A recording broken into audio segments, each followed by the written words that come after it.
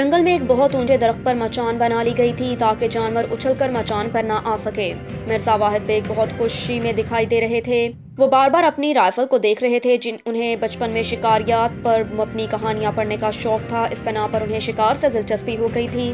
मिर्जा साहब इन दिनों पड़ोसी मुल्क में 1 माह के दौरे पर आए थे। यहाँ पर जिस शहर और गाँव में उनके अजीज और रिश्तेदार मौजूद थे उनसे मुलाकातें कर रहे थे। वो जिस गाँव में कयाम किए हुए थे वहाँ एक जंगली आदमखोर शेर ने गाँव वालों को बहुत तंग किया हुआ था। जब उन्हें ये पता चला कि उनके एक अजीज मुल्ला हबीबी उस शेर को हलाक कर दिया, मिर्जा भी जिद करके इनके साथ चल दिए। मुल्ला साहब ने बहुत समझाया कि तुम घर पर ही रहो, मैं शेर के हलाक किए जाने पर तुम्हें बुला लूंगा। अगर वो ना माने, मजबूरन उन्हें अंकल बदहवास को अपने साथ शिकार पर ले जाना पड़ा। मुल्ला हबीबी एक तजर्बाकार और माहिर शिकारी थे। उन्होंने मचान ऐसी जगह बनाया जहां आदमखोर शेर को देखा जा सकता था। पत्तों पर किसी जानवर के चलने की आवाज पर मुल्ला हबीबी ने अपने मुंह पर उंगली रखी और सबको खामोश रहने का इशारा किया। सब खामोशी से आवाज के समत देखने लगे। एक शेर दरख्त से बंधी बकरी के पास आया। मुल्ला हबीबी ने राइफल से शेर का निशाना लिया और फायर खोल दिया। गोली शेर के दिमाग में लगी और वो वहीं ढेर हो गया। मिर्जा साहब ने जिंदगी में पहली बार शेर का शिकार होते देखा था। वो हैरान रह गए कि कितनी आसानी से मुल्ला हबीबी ने शेर को हलाक कर दिया। सब लोग मचान से उतरकर शेर को देख रहे थे।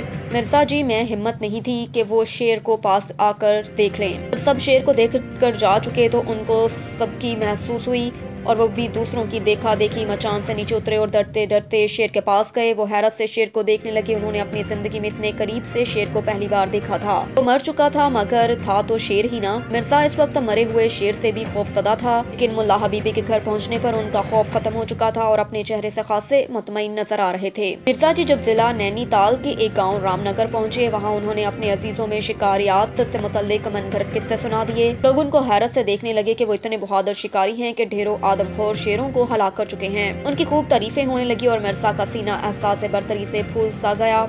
मिर्जा ने शिकारियात के मौज़ूआत पर बहुत कहानियां पढ़ी थी। उन्हें शिकार का कोई तजर्बा नहीं था। कहानियों में उन्होंने यही पढ़ा था कि शिकारी मचान बनाकर बैठ गया, एक दरख्त से जंगली भैंसा बकरी या गाय बांध दी। आदमखोर शेर जैसे ही उस बंधे हुए जानवर के पास आया, शिकारी ने राइफल से फायर खोल दिया। शेर के मर जाने पर वो हीरो बन गया। मिर्जा साहब मुल्ला हबीबी के साथ शिकार पर गए। खुद को शिकारी समझ बैठे। वो शिकार करने के मंसूबे बनाने लगे। वो नामवर शिकारियों में अपना नाम शामिल करवाना चाहते थे। मिर्जा को अक्सर ऐसे ख्वाब नजर आने लगते थे जिसमें वो खुद को अफ्रीका के जंगलात में पाते, जहां वो खतरनाक दरिंदों को मिनटों में हलाक कर देते थे। शिकार करने पर वो खुशी से फूले ना समाते थे, मगर आंख खुलने पर उनकी खुशी खाक में मिल जाती।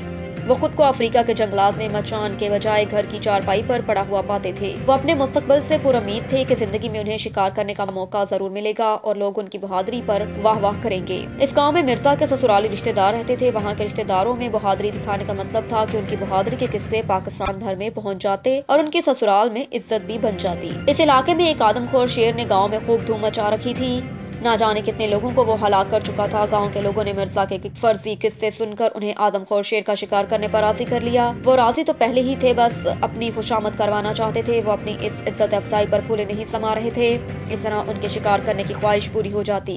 शेर का शिकार करना वो मुल्ला हबीबी से सीख चुके थे, इसलिए उन्हें अब किसी किस्म की परेशानी ना थी। मिर्जा ने सबसे पहले उन मकामात को देखा जहाँ वो आदमखोर शेर देखा गया था। उन मकामात को अच्छी तरह देख लेने पर एक जगह मुंतखब करके मचान बना ली गई। वहाँ से शेर को इतना आसानी से देखा जा सकता था। रात होने से पहले पहले एक बकरी को मचान से कुछ फासले पर बांध दिया गया। मिर्जा ने अपने साथ गांव के चंद लोगों को भी अपने पास बिठा लिया था ताकि गांव के लोग उसके कारनामों को बढ़ चढ़ कर बयान करें। ज्यादा लोगों के मचान पर बैठने से जगह तंग हो गई थी, मगर मिर्जा को उसकी परवाह नहीं थी कि उनके जहन में यही बात थी कि शेर बकरी को खाने जरूर आएगा और वो इस पर फायर खोल देंगे।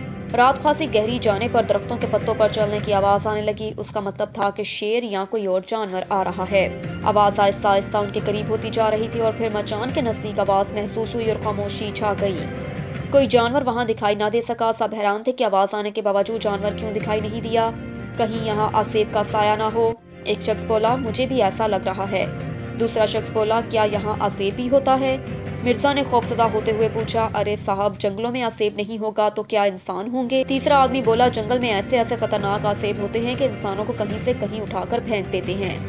पहले आदमी ने सनसनी फैलाई, क्या ये मुमकिन है कि इस मचान के इर्द गिर्द भी आसेब हो? मिर्जा ने पूछा, बिल्कुल यहाँ आसेब है। देखा नहीं, जानवरों के पत्तों पर चलने की आवाजें आ रही हैं और जानवर दिखाई नहीं दे रहा। दूसरा आदमी बोला, आसेब का सुनकर मिर्जा बुरी तरह खौफजदा हो गए थे और उनका दिल चाह रहा था कि वह फौरन मचान से छलांग लगाकर भाग जाएं। और वो ऐसा कर भी लेते, मगर वो ये सोचकर खामोशी से मचान पर बैठे रहे कि मचान से कूदकर भागने में उनका सामना आदमखोर शेर से हो सकता है। आसेब से वो बच सकते हैं, मगर आदमखोर शेर उन्हें जिंदा नहीं छोड़ेगा। कुछ देर खामोशी रही और फिर दोबारा पत्तों पर किसी जानवर के चलने की आवाज सुनाई दी। आवाज पर वो चौंके। थोड़ी देर तक पत्तों पर जानवर के चलने की आवाज आती रही और एक शेरनी झाड़ियों के पास से बरामद हुई। ये तो शेरनी है, एक बोला। खामोश, कोई भी हो, अब उसका बचना मुश्किल है। मिर्जा ने मुंह पर उंगली रखकर सबको खामोश रहने का इशारा किया। मिर्जा पर आसेब का खौफ पहले ही था, अब शेरनी को देखकर उनके खौफ में इजाफा हो गया था।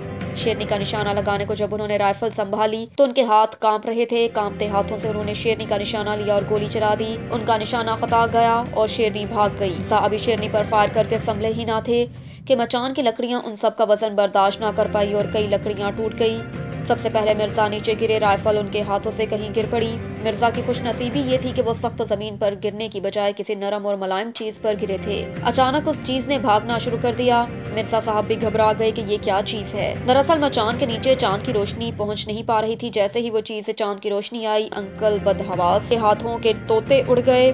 जिस शय पर वो सवार थे वो आदमखोर शेर था। पहली दफा दरख्तों के पत्तों पर दरअसल शेर के चलने से आवाज पैदा हुई थी। वो पीछे की जानिब से आया था और मचान पर बैठे हुए सब लोगों की नजर से सामने थी, इसलिए उसे वो देख ना सके। शेर का पेट भरा हुआ था, इसलिए शेर बकरी पर हमला करने के बजाय मचान के नीचे बैठ गया था। फायर की आवाज और इस पर अंकल बदहवास के गिरने पर शेर ने घबरा कर दौड़ लगा दी। शेर खौफजदा था कि उस पर क्या बला आकर गिर पड़ी। वो तेज तेज दौड़ता हुआ दरिया के किनारे अपनी कचार में पहुंचा और मिर्जा भी शेर को देखकर बुरी तरह खौफजदा थे। उन्होंने शेर के बालों को मजबूती से पकड़ लिया था, क्योंकि उनके बाल छोड़ने देने पर खतरा था। शेर उनको गिराकर हलाक कर सकता था। मौत के तस्वर से वो घबरा गए थे और वो इस दिन को कोस रहे थे कि जब उन्होंने शिकारी बनने का सोचा था। शिकारी बनने के खबत ने उनकी जिंदगी को खतरे में डाल दिया। वो दिल ही दिल में आइंदा शिकार न करने का अज़्म करने लगे और अल्लाह ताला से दुआ कर रहे थे कि अब अगर जिंदगी बच गई तो वो फिर कभी किसी चूजे का भी शिकार नहीं करेंगे। अब सामने दरिया नजर आने लगा था। अचानक चारों गाँव के लोगों ने जो मिर्जा को शेर पर सवार देखा तो वो हैरान रह गए कि वो इतने बहादुर हैं जो शेर को जिंदा काबू में करना चाहते हैं। लोगों को देखकर मिर्जा की हिम्मत बंधी और उस दौरान शेर के जिस्म के बालों पर से उनके हाथों की गिरफ्त कमजोर पड़ गई।